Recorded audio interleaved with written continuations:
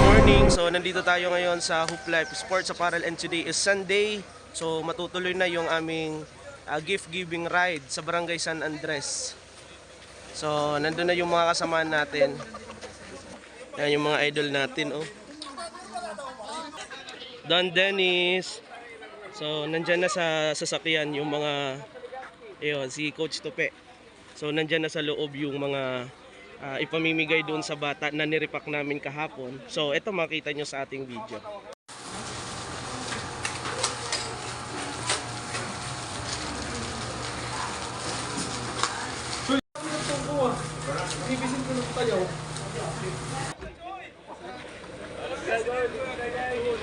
Alright, so yun.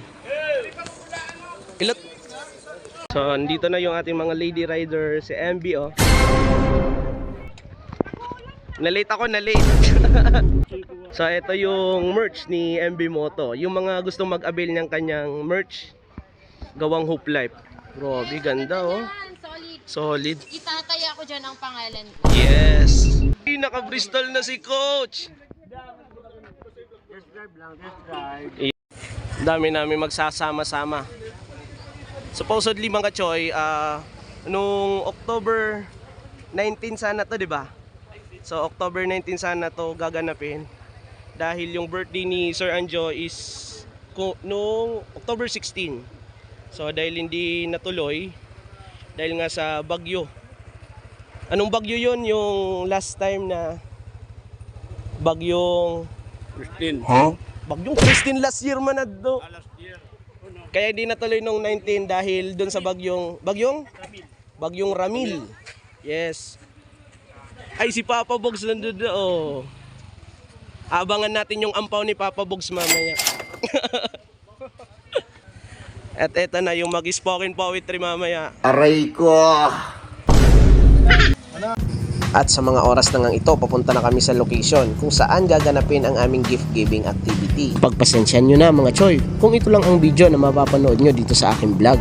Panoorin nyo na lang sa mga kasamaan kong content creator ang iba pang kaganapan sa aming gift giving activity na ginanap sa San Andres Elementary School, Iriga City.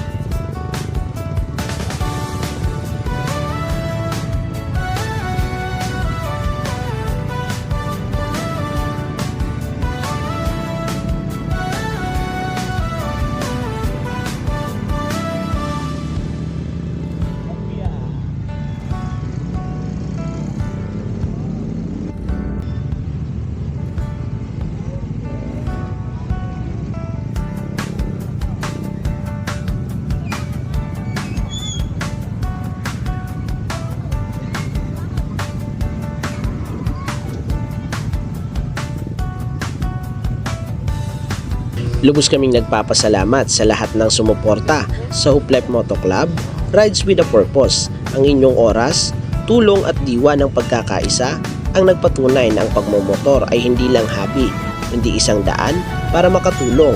Sana ay na-inspire namin kayong gumawa rin ng kabutihan. Hanggang sa muli nating biyahe ng pag-asa, ingat sa kalsada at patuloy tayong magbahagi ng pag-ibig. Ride safe and bye-bye!